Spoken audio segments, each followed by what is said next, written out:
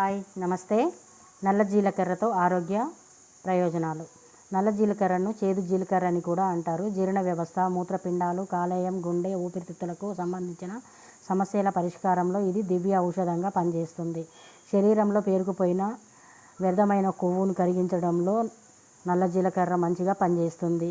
బీపీని నియంత్రించడంతో పాటు చర్మ వ్యాధులను అరికట్టడంతో దోహదం చేస్తుంది.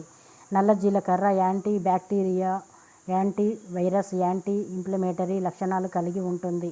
శరీరంలో ఉండే వాపులను తగ్గించడంలో, దగ్గు, జలుబు వంటి ఇన్ఫెక్షన్స్ను తగ్గించడంలో తోడ్పడుతుంది.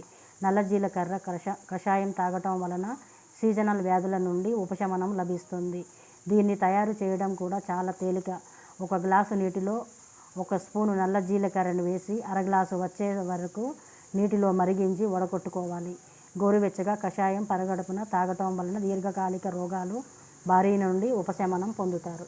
నమస్తే.